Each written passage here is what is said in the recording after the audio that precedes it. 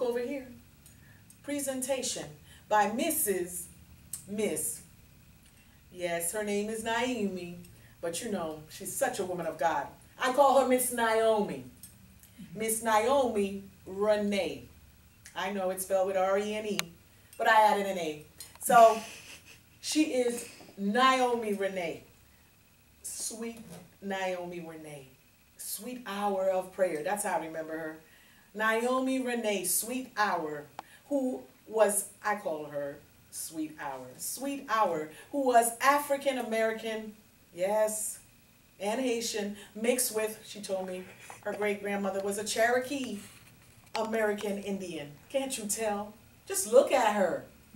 Miss Sweet Hour with smooth coffee brown complexion skin, butter pecan. Step out of a velvet gown, yes, the one she said she designed at that Zora Neale Hurston Attitude show. Yes, a velvet gown. You can even feel it to reveal her perfectly shaped hourglass body. Sweet Hour, completely nude, in a white sheer. That's how I see her, but then again, I'm a photographer. In a white sheer lace material, which left nothing to the imagination. She wore gold bracelets, oh yes, on her left wrist, and ruby lips, and emerald rings on each finger, and a diamond in here. She is a diamond in the rough, but a diamond in here, navel, and a pearl necklace around her waist. She reached into a wicker basket and began to bring out the doves. Look, everybody. And her ebony hands released a dozen of them. Look, everyone, in the air. Afterwards, she stepped back into her velvet robe and stepped back, all the way back, as she arches her back into the crowd. That was breathtaking, Latimer said to Fullerton. Then two Edward Waters College students pulled the rope that lifted the tarp from the 5 feet by 3 feet, from the 5 by 3 feet wide, smooth granite stone. On the face of the huge stone were engraved words, and Houdini read them aloud. We will judge between the nations and will settle disputes from many peoples.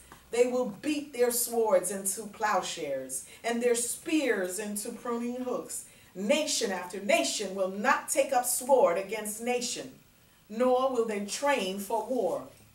No more, not anymore, will they train for war anymore. Isaiah, the crowd began to applaud.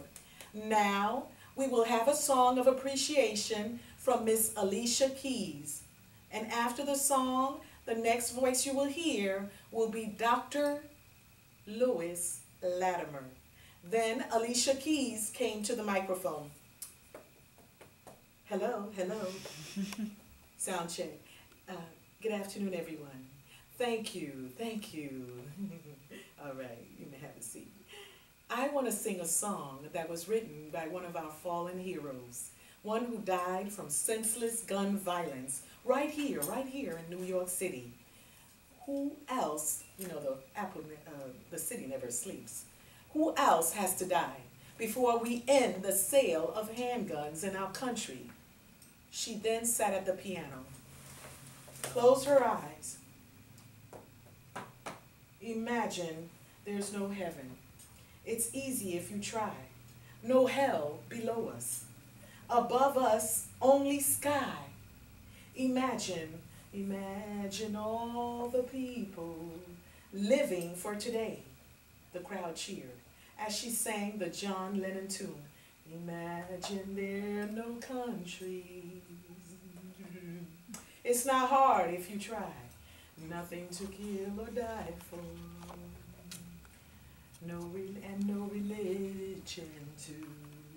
Imagine all the people living life in peace. The crowd was ecstatic, and they all sang the chorus. How does it go again? You may think I'm a dreamer. Oh, you may think I'm a dreamer.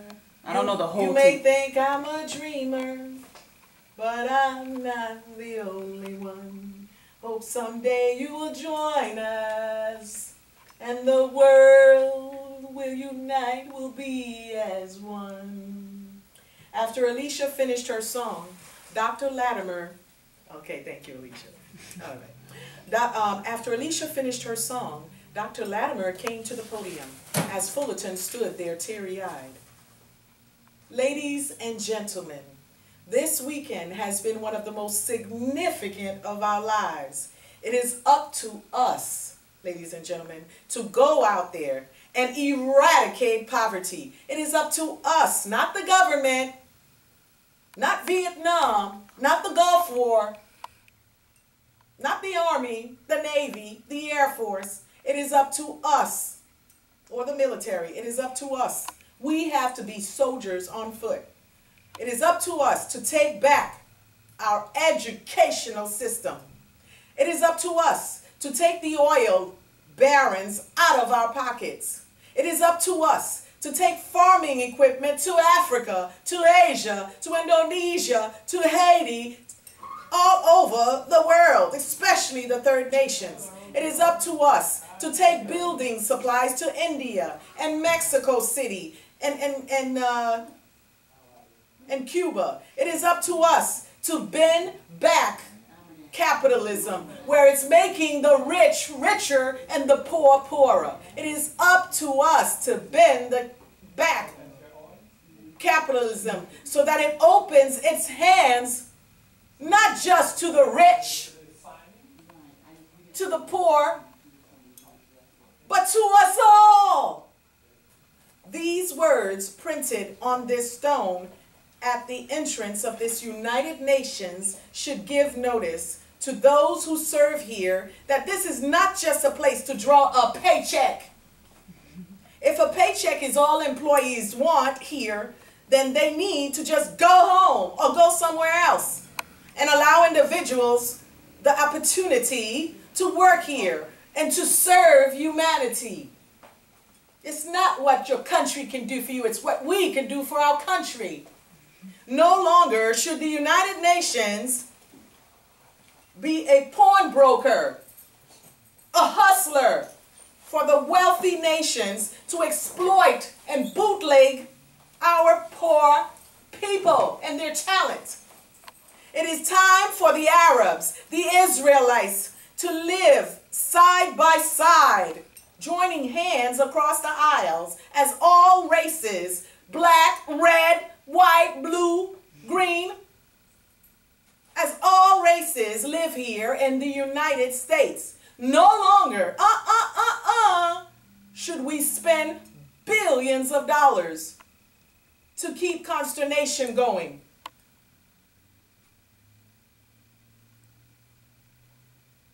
Tommy Hilfiger,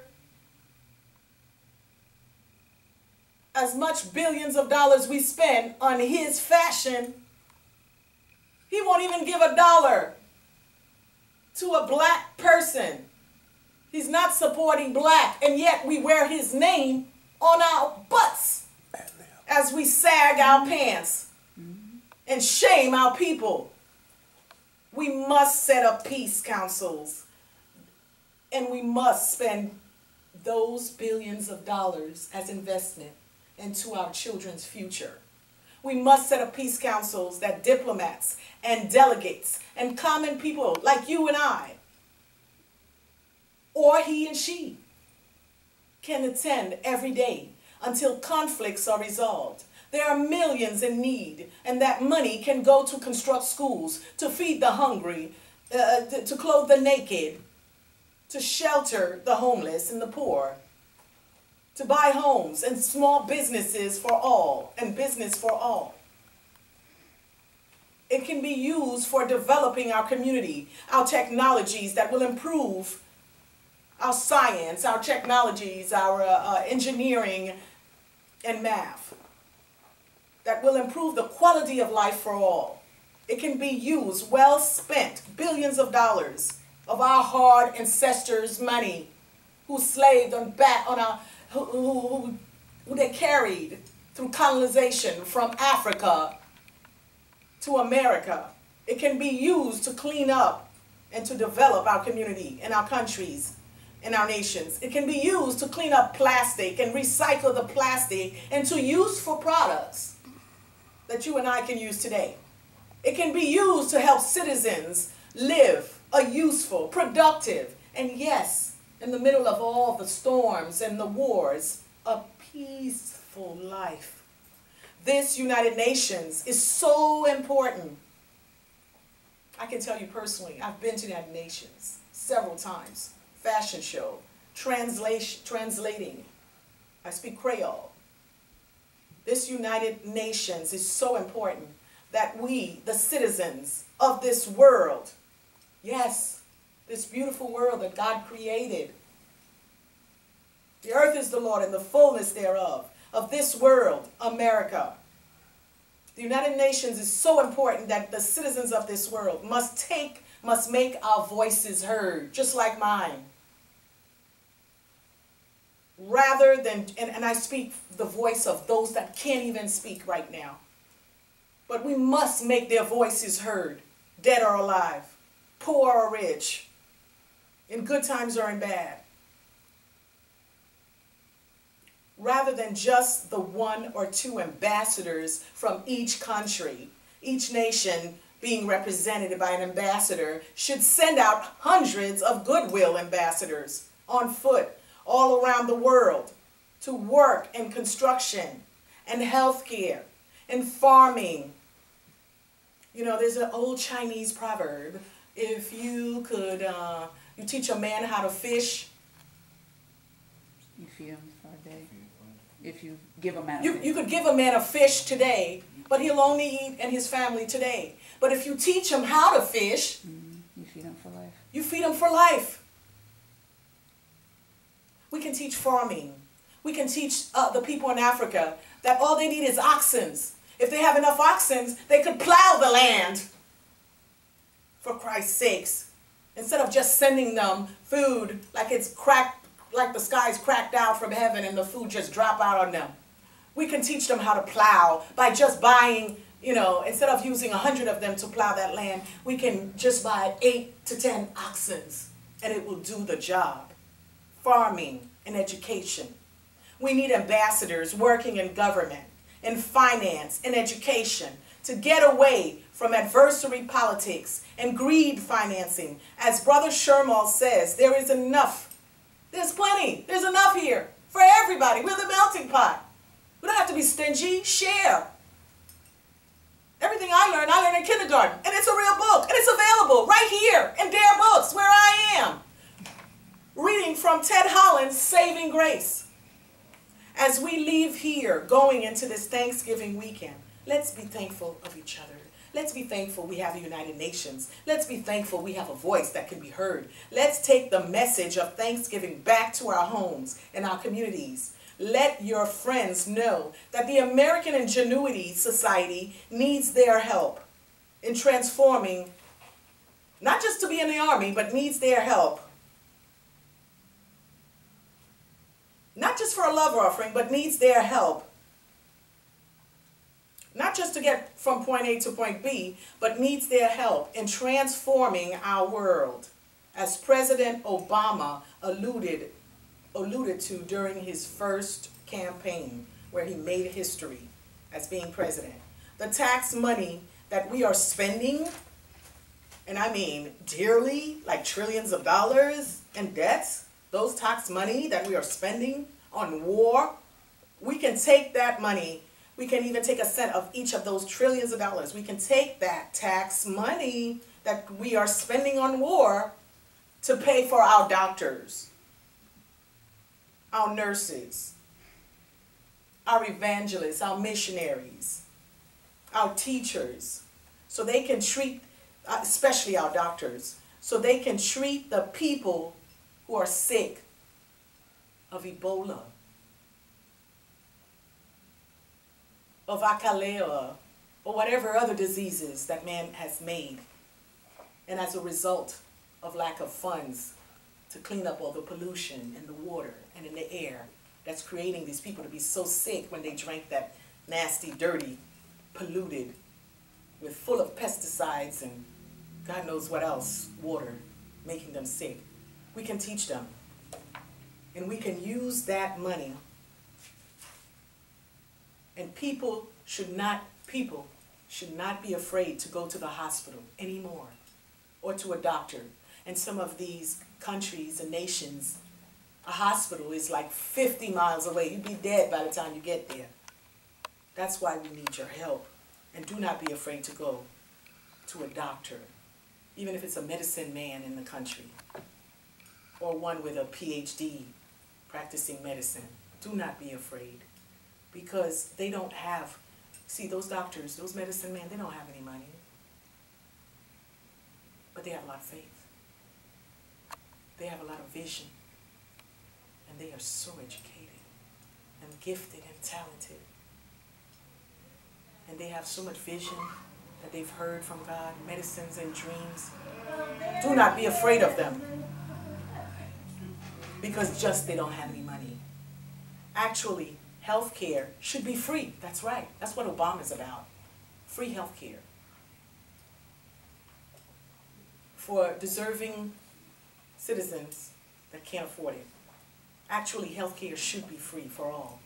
What we spend on tanks and wars can be used to purchase farm equipment and housing. That's right.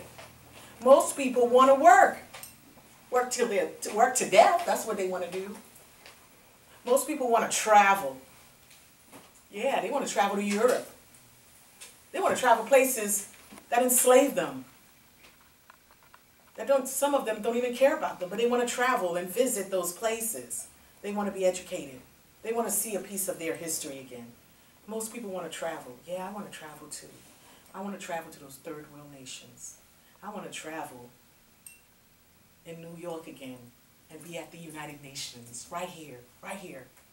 We want to travel. Most people want to travel without joining the armed services. Most people want to live. They want a decent life. They want a piece of that dream, the American pie. They want to make it a reality. Most people want to live where people are not forced to be in a war, to carry a gun, to watch their backs every minute, or to steal for a few like the way they're doing in Ferguson, for a few lousy dollars, breaking people's innocent hard work. It's not in the book, but I just have to ad-lib that.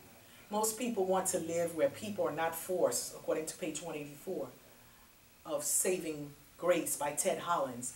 Most people want to travel without joining the armed services. Most people want to live where people are not forced to steal for a few lousy dollars. Much crime is due to the failure and the inequities of capitalism. That's right. Or a system where it's making the rich richer and the poor poorer. Much crime is due to that failure of the inequities of capitalism. That's why people steal, some of them. The meek will one day, but what they don't realize is, and I'm ad-libbing that part, the meek will one day inherit the earth. That's right, the wealth of the riches is laid up for the poor. Ad-libbed. The meek will inherit the earth, Latimer shouted. The meek will inherit the earth, Latimer shouted. Come on, meek. You can do it, meek. Come on, meek.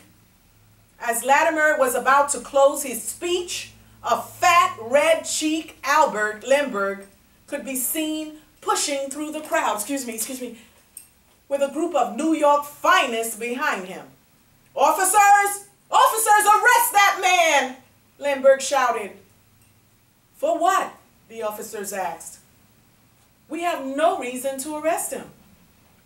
Limburg's eyes grew wider as he shouted, He's a menace to society. Can't you see his sagging pants? The crowd started, ad-libbed, the crowd started pushing and becoming uneasy with the intrusion of a dozen police officers until one of the officers fell. Then they started blowing police whistles. The officer shouting to the crowd to disperse. Disperse, disperse, break it up, break it up, break it up, the officer shouted. We are not doing anything. We have a permit to be here.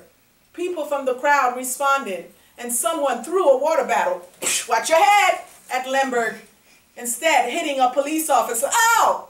Then Lemberg hollered, arrest that man! The police took out their batons and began pushing back. Go back, back, back, only further provoking the crowd. Many more members started hurling things. They took grapes and threw at him. Water bottles, signs at the officers. The officers then came after Latimer, and Houdini picked up a water hose from a fire hydrant and sprayed water on the policemen. They needed a bath, those stinking folks. The force of the water caused the police to fall back. Fullerton's voice was urgent. Latimer, let's get out of here. No, no, Latimer said. Some of the Occupy groups started to scrimmage with the officers, and the Black Panthers were all too happy to exchange blows. Pow! Pow! Hey! What are you doing? Houdini kept the water coming as more officers fell to the ground. Ow! Ow! He's throwing water at us. Not wanting anyone to get arrested. After a beautiful week, Latimer shouted for the crowd to disperse. All of you, go home! Fullerton yanked Latimer away and ran down a side alley. As they ran, a homeless man from out of nowhere reached out and grabbed Latimer, and they both fell. You see what you made me do? Misery loves company, but you ain't had to drag me down here. And they both fell. The haggard man would not let Latimer go. As Fullerton tried to pull him away, the old man bellowed, Latimer, it's me, Jack Carden. They kept me down. They kept me down. The man kept repeating, it's me, Dr. Jack Carden. Fullerton asked, what is he talking about? Let's get out of here. Latimer said, I know this man. Latimer held Carden in his arms. I'm not letting you go. Winded from the fall, Carden said, they shut down my experiment, Latimer, for my cure for cancer. I tried to help people, at least die with dignity. They fired me. Could you believe it? And I invented this. They fired me, my wife, and I was just trying to save their lives, or at least help people die with dignity and decency. They fired me. My wife left me, Latimer. I lost everything. He said,